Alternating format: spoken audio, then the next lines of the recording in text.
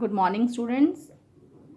आइए अब हम एक्सरसाइज 5.2 के क्वेश्चन नंबर 13 करते हैं, जिसकी स्टेटमेंट है 3 अंकों वाली कितनी संख्याएं 7 से विभाज्य हैं। 3 अंकों की उन संख्याओं की गिनती हमें बतानी है जो 7 से भाग होती हैं। मतलब कितनी संख्याएं हैं 3 अंकों की जो 7 से भाग होती हैं। अगर ऐसे हम उन्हें गिनने लगेंगे तो काफ़ी मुश्किल हो जाएगा कि उन्हें कैसे गिने, और कोई ना कोई संख्या रह भी जाएगी। तो इसके लिए मैथमेटिकली हम एपी का यूज़ करते हैं। जो एपी आपने सीखी, देखते हैं किस तरह उसे यूज़ करेंगे हम। एपी पहले तो हमें 7 से भाग होने वाली संख्याएं देखनी है 3 अंकों की। पहले सबसे छोटी और सबसे बड़ी संख्या देख लेते हैं। अब देखिए 100 है सबसे छोटी संख्या 3 अंकों की। 100 तो 7 से भाग नहीं होता। तो 101, 102, 103, 104 हमने ऐसे देखा। तो 105 जो है वो 7 से भाग होता है। तो सबसे छोटी संख्या 105 है जो 7 से भाग होती है। इसके बाद हमने सबसे बड़ी संख्या देखी। उसके लिए हमने 1000 को 7 से भाग करके देखा। 7 एकम 7, 3 बच गए, ऊपर से 0 उतारी। 7 चौके 28, फिर 2 बच गए, ऊपर से 0 उतारी। 7 दूनी 14, 6 बच गए। तो ये जो 6 शेष है, अगर ये 6 शेष ना बचता तो ये संख्या पूरी पूरी भाग हो जाती। तो हमने 1000 में से ये 6 माइनस कर दिए, तो वो आ गया 994। ये चेक करने का छोटा तरीका है। और अदरवाइज़ आप भाग करके देख सकते हैं। 1000 को भाग किया, फिर 999 को, फिर 998 को, तो एक एक करके शेष कम होगा। 999 होगा तो यहाँ 5 आ जाएगा, फिर 4 आएगा, फिर 3 आएगा। तो इसलिए डायरेक्ट हम 1000 में से ये 6 माइनस कर देते हैं, तो 994। तो सबसे छोटी संख्या है 105 और सबसे बड़ी है 994। यानी अब हमें ये पता करना है कि 105 से लेके 994 तक कितनी संख्याएँ हैं जो 7 से भाग होती हैं। तो इनको हमने एक सूची के रूप में लिख लिया। पहली 105, फिर उसमें 7 जोड़ दिए, क्योंकि 7 से भाग तभी होगा जब 7 7 जोड़ते जाएंगे। 105 के बाद 112, फिर 7 जोड़ दिए 119। ऐसे करते करते कहाँ तक जाना है? 994 तक। अब ये एक एपी है क्योंकि सभी में अंतर 7 है। तो प्रथम पद यानी ए वो 105 है, और डी कितना है? दूसरी टर्म में से फर्स्ट टर्म घटा दी, तो ये आ गया 112 में से 105 गए 7। तो यानी ए और डी की वैल्यू हमें पता लग गई है। अब हमें ये बताना है कि इसमें पद कितने हैं, यानी एन की वैल्यू बतानी है। तो हमें ये बताना है कि जो 994 है ये इसका कौन सा पद है। अगर ये पहला है, ये दूसरा है, ये तीसरा है, तो ये कौन सा है? अपने आप गिनती हो जाएगी इनकी, ये कितने हैं ये टोटल। तो हमने मान लिया कि ये एनवां पद है 994। अब हमें एन की वैल्यू ज्ञात करनी है। तो एनवें पद का फॉर्मूला लगा दिया, ए प्लस एन माइनस 1d। ये आ गया 994। अब इसमें ए और डी की वैल्यू पुट कर दी। ए है 105 और डी है 7। अब सबसे पहले इसे 105 को उधर ले जाएंगे। कई बार बच्चे गलती से 7 को उधर ले जाने की कोशिश करते हैं, लेकिन ये बाउंड है, बंधा हुआ है। ये दोनों टर्म्स आपस में बाउंड हैं। दोनों की पहले मल्टीप्लाई होगी, फिर इनको हम इधर से उधर ट्रांसफ़र कर सकते हैं। तो इसलिए 105 पहले उधर जाएगा। 105 उधर जाके माइनस किया हमने, तो ये बन गया 889। अब इन दोनों की गुना है, तो उस दूसरी तरफ लेके जाएंगे तो भाग हो जाएगा। तो 889 डिवाइडेड बाई 7, 7 से भाग करना है। 7 से पूरा पूरा कट रहा है, ये 127 आ गया। तो एक यहाँ n माइनस 1 है, एक को भी राइट हैंड साइड में ले जाते हैं। 127 जमा 1 128, n का मान आ गया 128। यानी कि ये 128 संख्याएं टोटल इसके बीच में हैं। 105 से लेकर 994 तक टोटल 128 संख्याएं हैं। यानी 7 से भाग होने वाली 3 अंकों की 128 संख्याएं हैं। अब क्वेश्चन नंबर 14 स्टार्ट करते हैं, जिसकी स्टेटमेंट है 10 से लेके 250 के बीच में 4 के कितने गुणज हैं। 10 से लेके 450 के बीच में 4 के कितने गुणज हैं। बिल्कुल वैसा ही क्वेश्चन है कि कितनी संख्याएं हैं जो 10 से 250 के बीच में हैं और 4 से भाग होती हैं। तो 10 के बाद 10 तो भाग नहीं होता, 11 नहीं होता, 12 होता है सबसे पहले। तो सबसे छोटी और सबसे बड़ी संख्या हम पहले ढूंढ लेंगे। तो 12 है, 12 के बाद 4 जोड़ दो 16 है, 16 के बाद 4 जोड़ दो 20 है, 24, 28, 32 ऐसे चलते रहेंगे।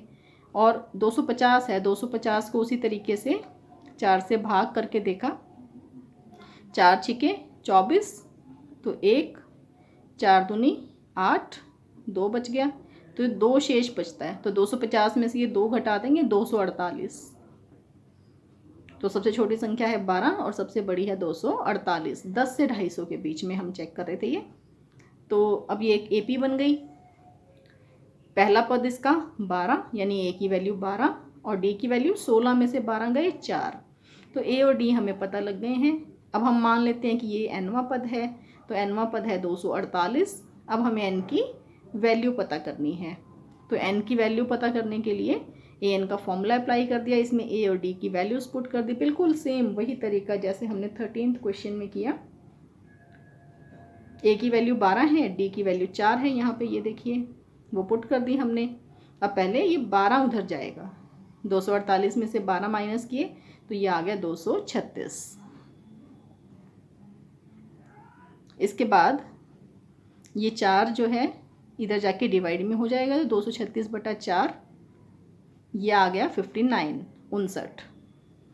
एक को भी राइट हैंड साइड में ले जाएंगे तो 59 जमा 1 60, यानी कि 10 से लेके 250 के बीच में 4 के 60 गुणज हैं।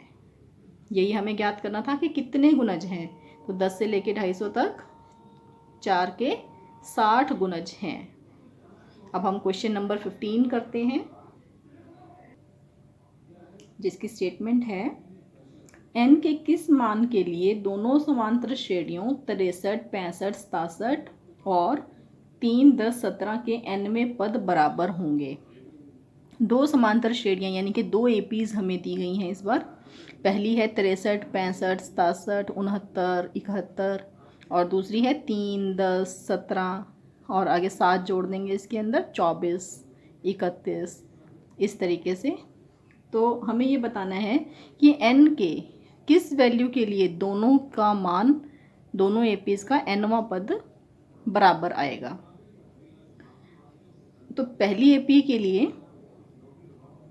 A1 कितना है, यानी फर्स्ट टर्म 63 और D कितना है 65 में से 63 गए 2।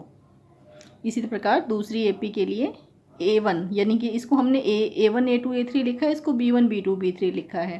तो B1 कितना हो गया 3 और D2 यानी डिफरेंस कितना हुआ 10 में से 3 गए 7। ये वही A और D हैं दोनों एक्चुअल में जो हम पहले लिखते रहे हैं, लेकिन अब 2 AP थी तो इसलिए एक को A और D लिख लिया हमने, दूसरी को B और D2 लिख लिया।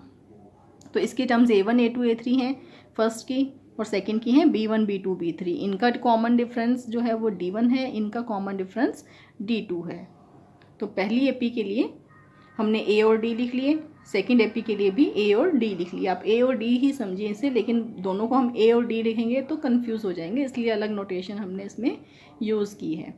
तो क्वेश्चन के हिसाब से कि कौन सा n की किस वैल्यू के लिए दोनों टर्म्स बराबर हो जाएंगे, तो मान लेते हैं कि n के लिए दोनों nवें पद इनके बराबर हैं। तो nवें पद बराबर करने के लिए an बराबर bn कर दिया, यानी फर्स्ट AP का nवां पद बराबर है सेकंड AP का nवां पद। हमसे उसने यही पूछा था कि n की किस वैल्यू के लिए दोनों APs के पद बराबर होंगे। तो मान लिया कि nवें पद बराबर होंगे, तो इसलिए an बराबर bn। अब an का फॉर्मूला लगा दिया, यहाँ bn का फॉर्मूला लगा दिया। फॉर्मूला सेम ही है लेकिन a और d का फ़र्क है ये, क्योंकि हमने इसे A1 D1 से डिनोट किया फर्स्ट टर्म और कॉमन डिफरेंस को इसमें B1 और D2 से किया है। अब वैल्यूज़ पुट कर दी सारी, यहाँ पे लिखी हुई हैं values A1 D1 B1 B2, ये सारी वैल्यूज़ हमने यहाँ पुट कर दी। अब हम इसे सिंप्लीफाई करने वाले हैं।